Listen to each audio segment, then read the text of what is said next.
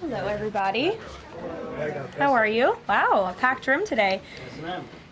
Last night, the Trump administration faced another example of judicial overreach. Using his full and proper legal authority, President Trump imposed universal tariffs and reciprocal tariffs on Liberation Day to address the extraordinary threat to our national security and economy posed by large and persistent annual U.S. goods trade deficits. The United States has run a trade deficit of goods every year since 1975. In 2024, our trade deficit in goods exceeded $1 trillion. Everybody agrees this is unacceptable.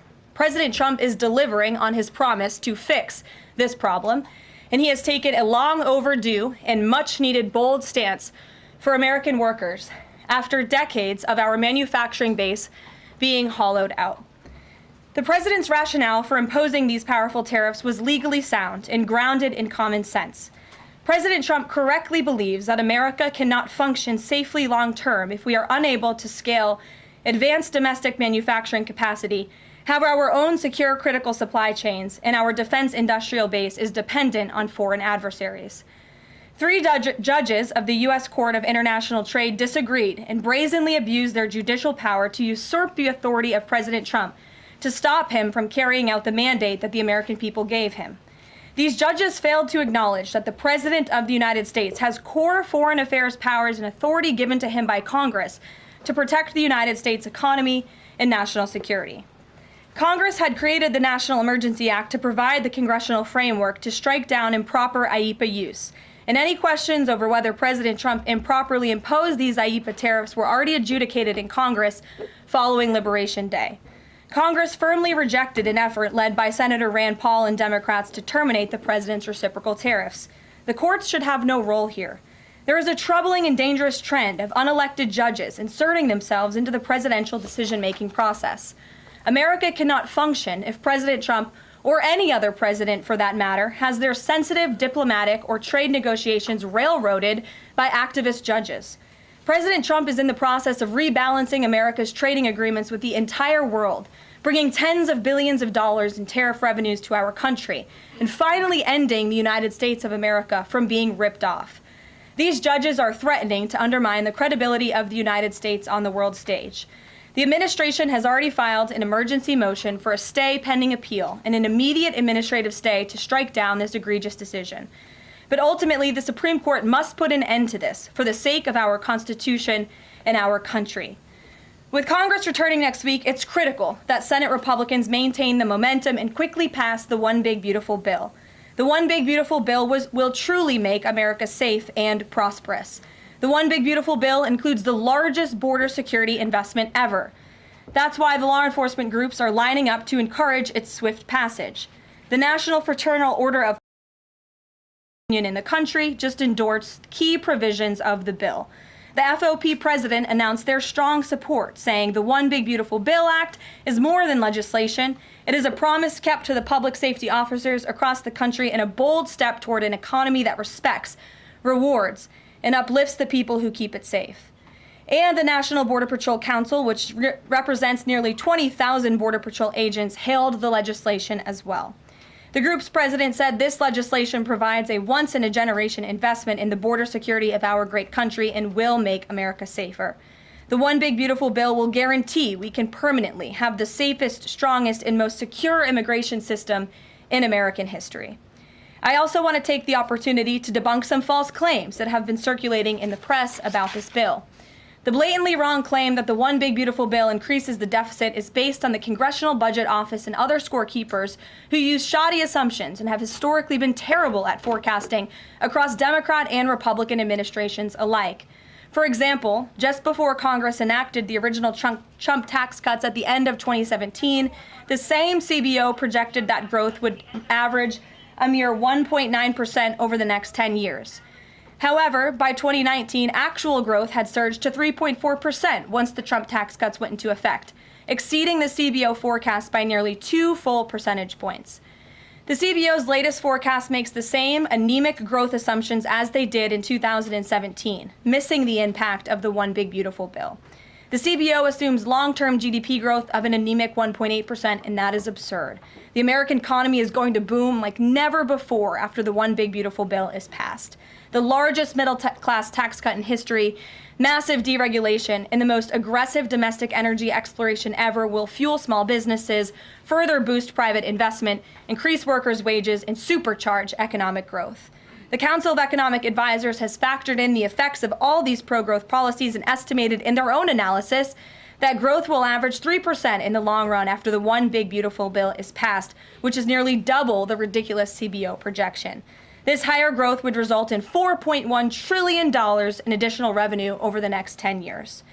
Between the common sense spending reforms contained in the One Big Beautiful Bill and the robust economic growth that will be generated as a result of it, there will be no increase to the deficit. The same analysis from the CEA shows just how this historic package will unleash prosperity and ignite a blue-collar boom across America.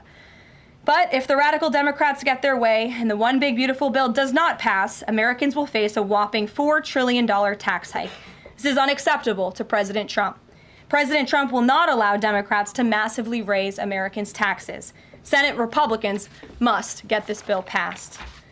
Failure is not an option. The American people are counting on Republicans to deliver.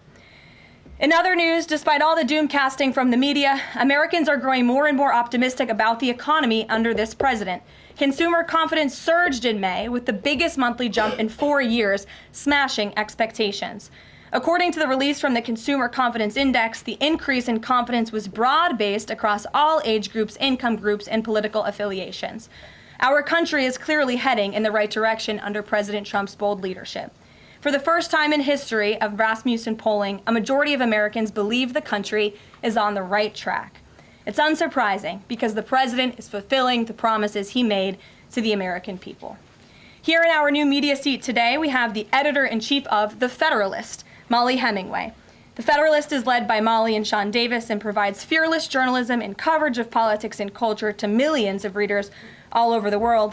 Thank you for being here, Molly, and why don't you please kick us off? Thank you, Karoline. Thank you. In the first Trump administration, there was an effort to stymie the agenda of Trump through the Russia collusion hoax perpetuated by many people in the media, including some people seated here, or the media outlets they represent, and other Democrats as well. The second Trump administration, to reference what you said at the beginning, seems to be subject to an effort to stymie the agenda using rogue lower court judges.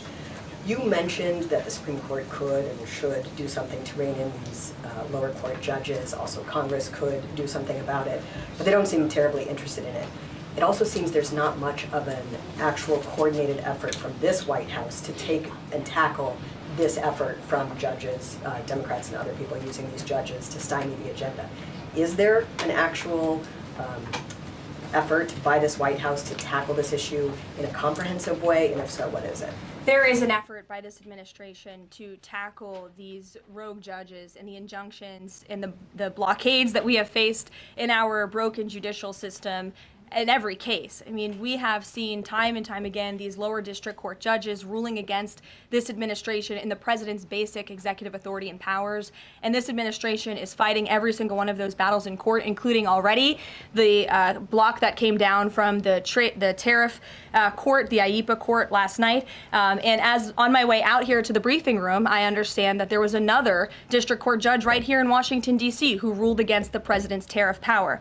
And I will get to the heart of your question, and I'm glad that we are addressing this in the room today, because nationwide injunctions ordered against the first Trump administration, Trump 1.0, account for more than half of the injunctions issued in this country since 1963. And President Trump had more injunctions in one full month of office in February than Joe Biden had in 3 years. And let me roll through some of these radical injunctions to paint the picture for the American people at home. These are not just talking points. These are real judges in the court of law who are trying to block the president's power and the policies that he was elected to enact. For example, a court ordered the Trump administration to return already deported terrorist aliens back to the United States. A court has ruled the Trump administration can't even temporarily pause our refugee programs. Courts prohibited the Trump administration from eliminating federal funding for child transgender surgery and mutilation, a practice that the American people overwhelmingly reject. A court also held that the Trump administration could not ban people experiencing gender dysphoria or mental health issues from serving in the military. Ridiculous. Courts prohibited the removal of transgender women from women's prisons despite potential physical harm to real women in those prisons, biological women. A Northern District of California judge issued an absurd ruling that the president cannot fire people within the executive branch without Congress passing a bill, even though Congress has expressly authorized the president through the Office of Personnel Management to authorize reductions in force across agencies. A court also ordered the Trump administration to rehire thousands of already fired employees in several cases. A federal judge blocked the Trump administration from defunding the Department of Education, another signature campaign promise that this president has the power to implement. Courts ordered the Trump administration could not eliminate funding for illegal DEI programs, hence the word illegal. These are illegal programs to begin with, and now the courts are trying to say this president can't roll them back. And a district court judge prohibited the president from issuing any categorical funding freezes. And then another court ordered on top of that the administration makes $2 billion of payments in 36 hours. These are just a few of the ridiculous orders that we have seen from lower district court judges every day, and we hope that the Supreme Court will weigh in and rein them in. But White House advisor Stephen Miller says it's judicial tyranny. Some people are calling it a judicial coup. You're saying you're responding to each and every one of these actions, efforts by these judges to delay or thwart the implementation of the agenda. But is there going to be anything more than that, or is it just going to let this operation continue, even though it could delay everything for years until the presidency is over? The administration is operating under the directive given to from the president that we need to comply with the court's orders. He's made that very clear, but we're going to fight them in court, and we're going to win on the merits of these cases because we know we are acting within the president's legal and executive authorities. And thanks for being here. Gabe. Thank you, Karoline. Question on tariffs, but first actually some foreign policy news, some breaking news. Some local Israeli media is reporting that Prime Minister Netanyahu told hostage families that he's accepted a 60-day truce offer. So can you confirm, have Israel and Hamas agreed to a truce? I can confirm that Special Envoy Witkoff and the president submitted a ceasefire proposal to Hamas that Israel backed and supported. Israel signed off on this proposal before it was sent to Hamas. I can also confirm that those discussions are continuing, and we hope that a ceasefire in Gaza will take place so we can return all of the hostages home, and that's been a priority from this administration from the beginning. I won't comment further as we are in the midst of this right now. So to be clear, you don't know if Hamas has accepted it yet? Not to my knowledge, but certainly if that becomes the case and this ceasefire goes into effect, you'll hear it directly from myself, the president, or Special Envoy Witkoff. On tariffs, Kevin Hassett earlier this morning, he brushed off a legal ruling and called it a hiccup, and he said that trade deal negotiations would continue. Why would other countries continue these trade deal negotiations given the ruling? Because other countries around the world have faith in the negotiator-in-chief, President Donald J. Trump. And they also probably see how ridiculous this ruling is, and they understand that the administration is going to win, and we intend to win. We already filed an emergency appeal. We expect to fight this battle all the way to the Supreme Court. These other countries should also know, and they do know, that the president reserves other tariff authorities, Section 232, for example, to ensure that America's interests are being restored around the world. But I can confirm that our ambassador for trade, Jamison Greer, already heard from countries around the world this morning who said they intend to continue with these negotiations. Peter. Thank you, Karoline. So many of the president's plans right now are being blocked by courts. If the courts are going to be the ones who are shaping policy, does the president wish he would have just become a judge instead? I think the president would take this job over being a judge, and certainly the president is acting within his authority. He wishes judges would do the same. But so the courts are basically telling you guys they think that the White House's policies, the president's policies, are in some way against the law. So why can't President Trump ask the Republicans that control the House and the Republicans that control the Senate just to make a new law? Well, these laws have already been granted to the president by the Constitution and by laws that have been previously passed. I'll give you another example. For instance, we've been blocked in court for the revocation of visas from individuals who have the privilege of studying in the United States of America. Secretary of State Rubio has simply used his authority to revoke those visas, to revoke that privilege, and we've seen the courts try to block that. So if these judges want to be the Secretary of State or they want to be the president, they can run for office themselves. It should be the other way around. But all of the actions the president has taken rely on legal authorities that have already been granted to him by our nation's existing laws. And on a different topic, there are some folks in President Biden's inner circle, who are now in talks with Republicans in Congress to give interviews about how they may have handled President Biden's decline. Is the president satisfied with aides only sitting for these transcribed interviews, or would he also like to see some kind of testimony from the former First Lady, Dr. Biden? I think, frankly, the former First Lady should certainly speak up about what she saw in regards to her husband and when she saw it and what she knew. Because I think anybody looking, again, at the videos and photo evidence of Joe Biden with your own eyes and a little bit of common sense can see this was a clear cover-up. And Jill Biden was certainly complicit in that cover-up. There's documentation, video evidence of her clearly shielding her husband away from the cameras. They were just on The View last week. She was saying everything is fine. She's still lying to the American people. She still thinks the American public are so stupid that they're going to believe her lies. And frankly, it's insulting, and she needs to answer for it. Ouija. Thank you, Caroline. President Trump was asked what he thought about Elon Musk's claim that the big, beautiful bill increases the budget deficit and undermines the work of DOGE. And the president didn't actually comment on those remarks. He just talked about the need to support the bill. So what does the president think about what Elon Musk said? Well, the president is very proud of the one big beautiful bill, and he wants to see it pass. He wants the Senate to get to work on it and send it to his desk as quickly as possible. Of course, as you know, Elon Musk announced last night his departure as an official special government employee from the Trump administration. We thank him for his service. We thank him for getting DOGE off of the ground, and the efforts to cut waste, fraud, and abuse will continue. So he doesn't have any comment about Musk saying it adds to the deficit and it undermines all his work? The president commented on this. I commented on it. I told you that this bill saves $1.6 trillion according to the Council of Economic Advisors and the analyses that the president believes in. So he gave a comment. I gave a comment. Just because you don't like that comment doesn't mean it's not a comment. Rachel. Thanks, Caroline. Back on trade, I know you said the White House is going to fight this ruling in court.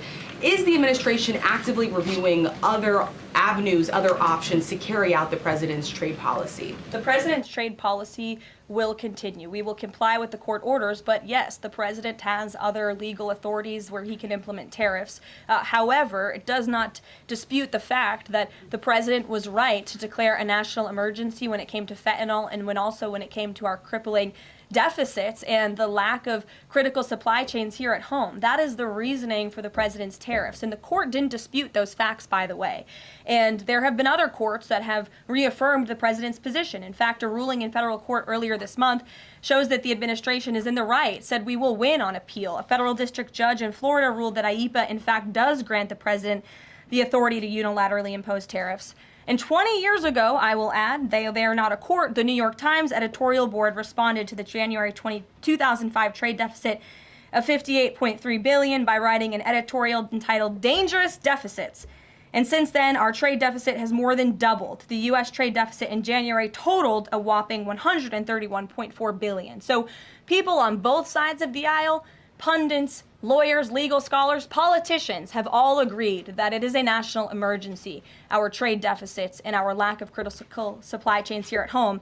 It's just President Trump was the first president to actually act on it, to restore that wealth and that prosperity to the United States of America. And it's very unfortunate that the courts are now blocking his attempts to do that. Has the administration then reached the point where you are actually asking your economic advisors to start reviewing other avenues to implement the president's trade policy, or do you want to just see this legal process take place for now? We can walk and chew gum at the same time. We are doing both. Josh. The Fed says the president met with the Fed chair earlier today. I'm wondering if you can give us any readout of that meeting.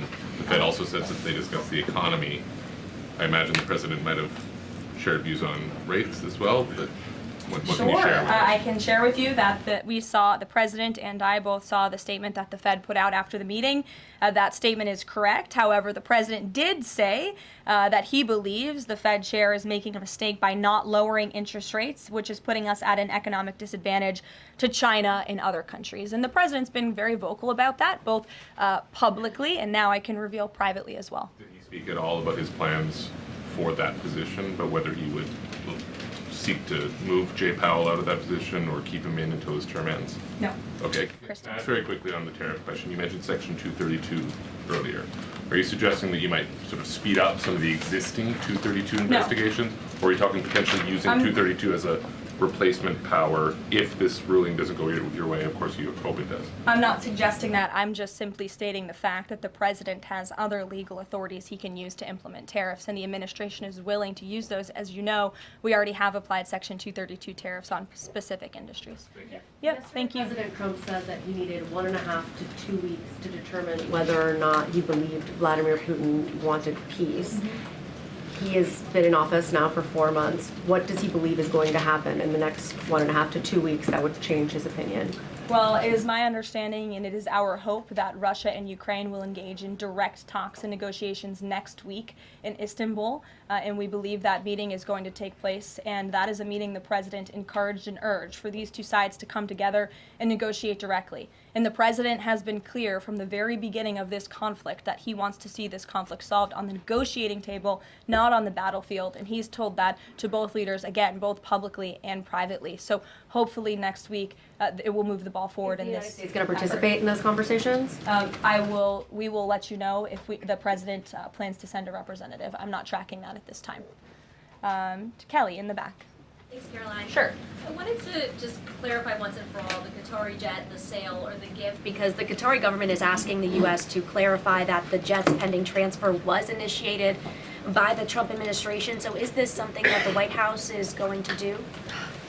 The amount of questions we've received, and we've been incredibly clear, and I have answered this, the president has answered this, the Department of Defense has answered this. This is a government-to-government gift transfer from the Qataris to the Department of Defense, to the United States Air Force. It is now in their hands, and for further details on where that stands, I would defer you to the Department of Defense and the United States Air Force. I have nothing more for you on that. Deanna. Thanks, Caroline. 2 questions, one on Big Beautiful Bill, one on immigration. Sure. Yesterday, Trump said, we will be negotiating that bill, and I'm not happy about certain aspects of it, but I'm thrilled by other aspects of it. Wondering if you could, share any specifics on that. And on immigration, do you know how many illegal migrants have taken Trump's voucher program so far and have deported themselves? I believe it's in the thousands of those who have chosen the easier route of self-deportation, and we certainly encourage all illegal aliens who are present within our homeland to take that option. It's a much more pleasant option than being deported, and we will deport you if you're here illegally. That's our intention. As for the first question, what the president was speaking about is how this is a great bill. However, it has come as a result of a hard negotiation. It's difficult to get things done on Capitol Hill, but thanks to President Trump, this bill is moving in the right direction. And thanks to House Republicans and the leadership over there as well, who did a great job mediating both sides of the caucus to move this bill to the Senate. And now the president, again, has told his friends on the Senate side and is already engaged in those conversations to get that bill back to his desk as soon as possible. Sure. Has this administration been briefed about the incident that happened in Gaza on Tuesday during the rollout of the Gaza Humanitarian Foundation distribution of aid to Palestinians there? And should there be a ceasefire, will this administration continue to rely on this foundation for the distribution of aid to civilians? Are you referring, what incident are you referring to? Tuesday, when the aid was rolled out to Gaza for the first time in many months, and meals and food was given to hungry people thanks to President Trump. Yes, we were briefed on that plan. The president was the reason that that aid went into Gaza, and he got the Israelis to support that plan. And I would add that the previous administration rejected such a plan to ensure that these starving and devastated people in the Gaza Strip were given humanitarian aid and assistance. And it was the previous administration that tried to build this pier, if you all remember it. It was brought to my attention this morning, and I thought that's a good point. Why don't I bring that up? Because there's been so much criticism. In fact, it was on the front page of a newspaper this morning about the criticism for this president having a humanitarian heart and giving people badly needed food and supplies. Nobody wanted to talk about how the previous administration failed in that endeavor. They built this pier that cost $230 million. It lasted about 20 days, and more than 60 U.S. service members were injured, as a part of this floating aid pier that did nothing for the people of Gaza. The president is opening up his humanitarian heart to get aid into the region while his team simultaneously negotiates a ceasefire and the return of all hostages. We are moving the ball forward in a positive direction for all people. The president wants to see peace for all people. Jasmine. Thanks so much, Caroline. A notice investigation found that the Hallmark Maha Commission report that was released last week cites studies that appear to not exist. We know that because in part we reached out to some of the listed authors who said that they didn't write the studies cited. So I want to ask, does the White House have confidence that the information coming from HHS can be trusted? Yes, we have complete confidence in Secretary Kennedy and his team at HHS. I understand there were some formatting issues with the Maha report that are being addressed, and the report will be updated, but it does not negate the substance of the report, which, as you know, is one of the most transformative health reports that has ever been released by the federal government and is backed on good science that has never been recognized by the federal government. And a quick follow-up, can you talk about what tools or research goes into production of these kinds of reports? For instance, is it AI that's used to put together these reports now? I can't speak to that. I would defer you to the Department of Health and Human Services. What I know is just what I told you. Lindsay. Thank you, Caroline. Many small businesses that we've talked to since the tariffs have been in place have said what would really help them is a long-term plan so that they can catch up. In light of what's happened now, this trade war with the courts, how will that impact this 90-day window? Will you guys be adjusting that? And how can you help relieve some of these small businesses? Well, I would say nobody understands the needs of business owners, and nobody has the backs of our small business community more than President Donald J. Trump. He believes, I've heard him talk about this with small business owners himself, that small businesses are truly the backbone of our American economy. And that's why the president is supporting the One Big Beautiful Bill. So for those you spoke to who are asking for a long-term plan, big tax cuts are coming their way. No tax on tips, no tax on overtime for their workers, more money in their pockets. Their bottom lines will be larger. They can pay their people more. Wages are going to go up. Inflation will continue to come down. We've already seen energy prices plummeting as a result of this president's economic and energy agenda that he has been implementing across the federal government, reducing burdensome regulation. All of that is good news for small business owners across the country. That's why they strongly support the president, and that's the Trump economic plan that is underway. And again, you're emphasizing, I believe, the need to pass the One Big Beautiful Bill, and the president wants to see that happen. Sure. Will you still work within that 90-day window for these trade negotiations? Does that still stand? Again, as far as we're concerned, our trade agenda is moving forward, and we've already heard from countries around the world today who will continue to negotiate in good faith with the United States so we can cut good trade deals on behalf of the American people, and we fully expect to win this case in court. Sure. On Golden Dome, the president put out this number of $61 billion. How did he arrive at that? Is that the number it will cost to protect Canada, and is it negotiable, or where did it come from? I can certainly ask the president, and I can check in with our research team, and we'll get you the facts on that number. But the Golden Dome is certainly a significant investment in our nation's national security and homeland security to protect Americans, all of you in this room, from future threats. Any readout on, have the Canadians been talking in good faith about paying to be in it?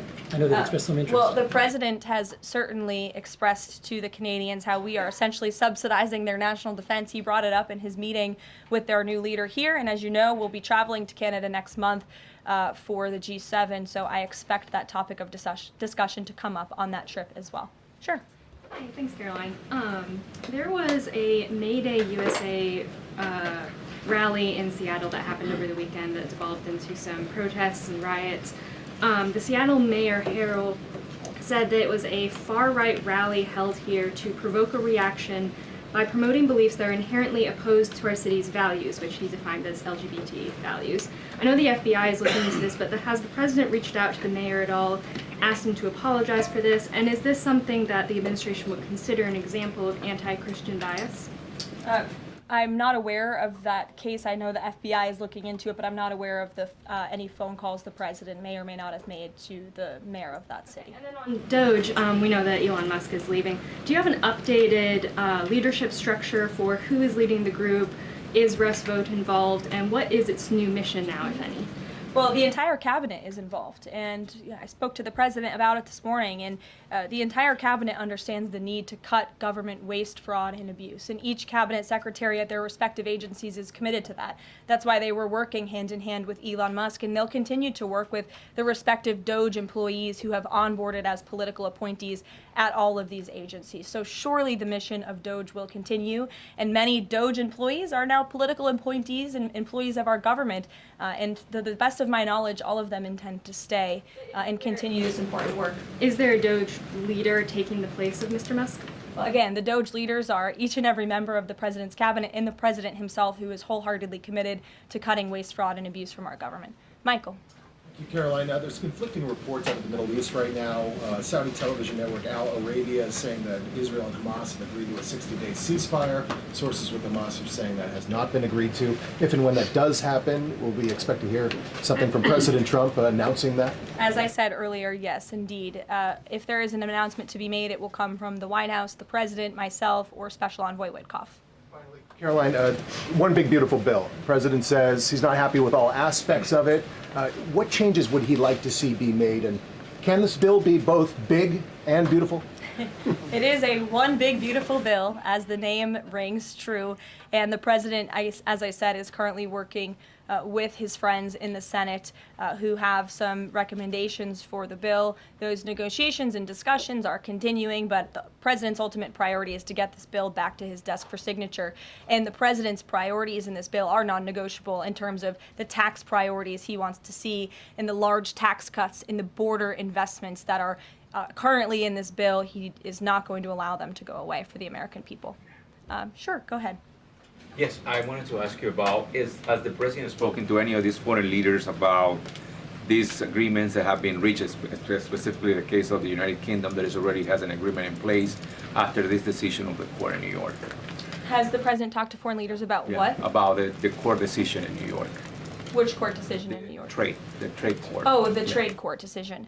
He did speak to the leader of Japan this morning, and he said that was a very good call and a good discussion. And as I said, the president's cabinet, Secretary Lutnick, Secretary Bessent, and Ambassador Jameson Greer have all been in touch with their counterparts in countries around the world to let them know the United States will still be at the negotiating table, and we still expect countries around the world to treat us fairly. Again, I will just close by saying that how ridiculous it is that we've been ripped off, our middle class has been hollowed out, our manufacturing base has left and gone overseas, jobs have been offshored, and now no court did anything about that. No court did anything about hundreds of thousands of people being put out of work, about thousands of factories being closed down, about our deficits going to dangerous levels, as the New York Times has said. But now a court is trying to stop a president from trying to correct those wrongs of the past. And this administration will continue to do that. It's a promise the president made to the American people, and it's a promise they elected him on. We will win this battle in court, and the president will implement his America First trade policies. Thank you, everyone. Is the U.S. Steel situation tomorrow to speak? I can tell you the president greatly looks forward to going to Pittsburgh, Pennsylvania, where he will discuss this historic deal and discuss American jobs and American steel, and we hope to see you all there. Thanks, guys.